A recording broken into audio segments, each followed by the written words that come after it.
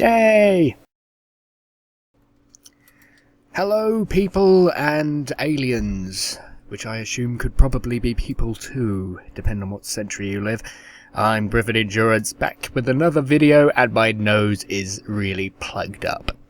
I have a cold, which means the post-production on this video is going to be a pain in the ass, because I'm going to have to cut all of my coughs and sneezes and rats drinking water bottles right as I'm bloody starting recording. Why aren't you asleep?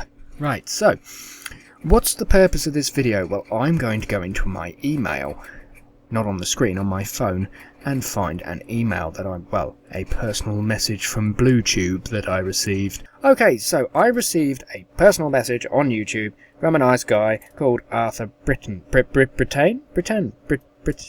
Two T's. I'm going to say Brittain, because it's got an I. Yes, Arthur Brittain. Nice name. I don't do names. He sent me a really nice message going on about various bits and pieces and saying that I've done nice work and that I inspire him. Thanks, mate. Thanks. I like messages like that. I also received a message from a guy who, his daughter or something, or son, used to like playing Elite Force and sort of making up his own stories, and I thought that was really sweet because I used to do that, and was like trying to figure out how to get like characters to follow him and whatnot. So I'd like made a script for him, and then I had another guy who was like, oh, I've really always wanted to make a single player. So yeah, people normally send me like messages saying, oh, and when they're sweet, it's like, oh, my son wants to learn how to make single player mods. So I was like, I'll write you a tutorial, because I like sweet emails. Let me scroll to the bit that I would like to do. He has a video which is really cool. It's really, really cool. He's perfectly captured exactly what I wanted for the first level of Freelance, actually. So that should be interesting. But everyone still refers to it as Freelancer, which was a game that was produced and published by Microsoft. It was published by Microsoft, and it was a really cool game. It was like part of the Starlancer or whatever franchise. But people keep calling it Freelancer, and it's like, no, it's freelance, as in to be freelance, not to be a freelancer. But there we go.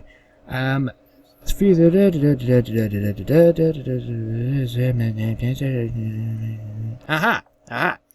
Quotations. That part of your making of series of vids was especially useful for me. Oh, hang on. Okay, he's basically referring to PaintShop Pro 7, which is the tool that I use down here, that we will get to shortly, and that he used it the same as me. And he said making of the series videos was especially useful for me. If you ever have a view to creating more in-depth PSP7 texturing tutorials, I'll be watching those for days on end. Well, now it's time to rack in your promise. Call in your debt. I don't know, I can't speak today. I'm going to create some texturing tutorials. Sweet email gets you a long way. So yes, I'm going to create some texturing tutorials. Now, the first thing I'm going to mention quickly now is I am expecting a couple of deliveries, so I may just disappear. It'd just be like that. I'll just go. Bye. And then I'll jump cut. So just be anticipating that. So what we're going to begin with is, let me show you what it is that we're going to be working on.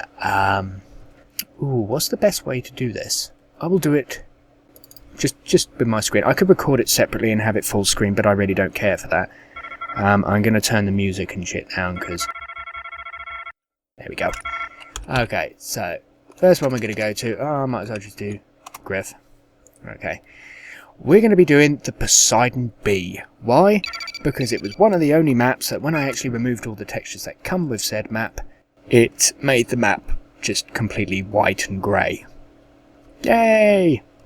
They actually used custom textures, but then it turns out that it was modded, and all the stock textures were moved into custom texture folders and reassigned so people could do texture mods. I don't actually understand what's going on with that.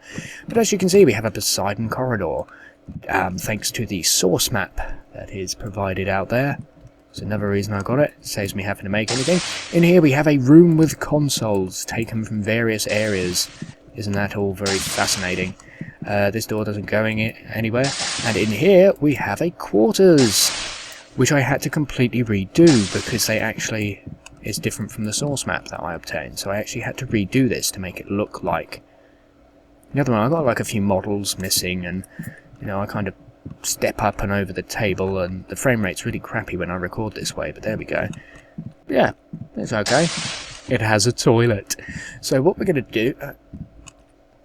when they have like a sonic toilet or something, something that, I don't know, sticks a sonic screwdriver up your rectum and gets rid of all your poop. Possibly. So this is what we're going to be retexturing. We're going to do a texture mod for this. I've also got one, Poseidon Orig, which is the original one, exactly the same as that map, but using original textures. So that way I can swap between the two of them. Isn't that all very splendid? Yay! So let's start with the basics, I think. It's, well, literally starting with the basics. What we have here is on my desktop I have various links. That's for compiling with GTK. That's a little pack that contains textures and scripts and crap. This is the retexture pack that's part of RPGX. I'm still using the older version of RPGX just because, I don't know, I just am. It's just convenient. Everything was in there ready to go. So we've got maps, which contains our two little maps. And we've got our scripts folder, which contains for AA texture tutorial. And we have our textures. Which are these? These are the textures, the 30 textures that we're going to be working on. Look at them in all their glory. So that's basically what we have, 30 textures, and I'm going to show you how to replace or possibly even improve upon those 30 textures in a style that would be fitting of the Gryffindor. So let's start with the basics, and by that I mean basic dark. Crew grey basic. They literally are nothing but a colour and some specs. So that's what we're going to do first. Keep it simple. I think I actually did this in my behind the scenes video. Those ones. I'm going to leave that one because that's potentially carpet. There we go. So this one's kind of got an interesting effect to it. Not too bad, a little bit subtle. I'll tell you what, I'll just do the two basics that are in the corridor at the moment. So we have basic dark and basic. Wow, those are some really good quality textures, and ironically I'm not going to be improving on them very much because there's very little more you can do. However, what I am going to be doing is resizing them, making them a little bit more dense, and removing some of that horrible tiley effect that you get on these stock ones. I did just hear a massive bang at the back door, but that's probably my neighbours. Right, so let's start by going Image, Resize, and we're going to resize this to 256. Look at that in all its glory. It's all blurry and horrible. And we're going to do image resize to 256. You will be able to adapt many of these techniques for Photoshop. So basically what we can do is we're going to get our little dropper tool, and we're going to take this color and we're going to apply it. We're then going to do a layer and duplicate. And if we have a little look at our little layer palette over here, we've got two, which we can turn off. We're then going to do effects, noise, and add, which just adds loads of messed up speckly static. Then go to colors, adjust, hue, saturation, and lightness. Make sure that the saturation is at -100, and then we're just going to scroll this down to, I think, about 6, which is its opacity. Wow, such an improvement. I'm actually debating on whether I should do a 128 texture instead, because I think that may be a bit aggressive. That's fine. Image, canvas size, 128 by 128. Yay! And let's compare that to the original. It just looks a little less grungy. Yippee! There's a basic texture. Now what I'm going to do is, if you actually look at the two colours here, well, the more the lightness of both of these textures here, that's basic dark and that's basic. But basic dark isn't that much darker than basic. I prefer higher contrast, really bring out the edges and the lines and make things look better defined. So I'm actually going to make basic dark darker, ironically. So I'm just going to save this because I've literally just dragged it in here. And that should replace it. Yeah, look, bigger texture. And what I'm going to do is I'm going to go to the background layer. I'm going to do colors, adjust brightness and contrast. Normally what you want to get a good brightness increase or decrease is to have the brightness, well, the contrast, at half the value of the brightness. So if I do -50 to make it darker, let's do the contrast as -25. Right on. I want it darker than that by a tad, so I'm going to do -25 and we'll call it, normally I do about -15, even though it's not exactly half. That's what I want. Now I'm going to do edit, copy merged, image resize to 128 this time because I thought 256 was too large, and then Control L to paste as a new layer. Then close that one without saving.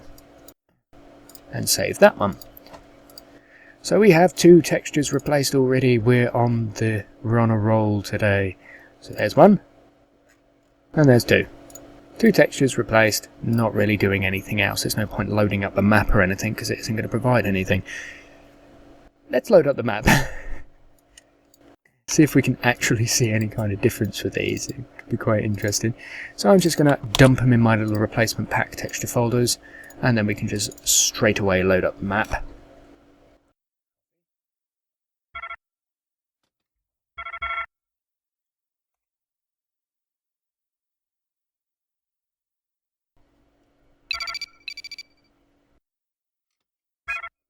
Okay. So everything looks, I would say, definitely looks a bit smoother and better defined, being high resolution textures. And the black really brings out, you see how the higher contrast really, I just think that adds to it. I just think that makes it look so much more funky. What about the quarters? Well, that's basic dark, but as there's so much of this light texture, you can't really see it.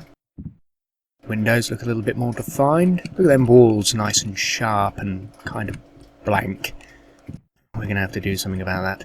I'm actually doing these videos in 3 phases. Phase 1, basic texture replacing. Phase 2, texture and mapping, because we can improve, and I'll show you that later. And then Phase 3, which is tidying up. What about our console room? What's going on in here? Well, this isn't even using that texture. Nah, it's exactly the same. Apart from maybe these top bits. Wow. Isn't that absolutely amazing?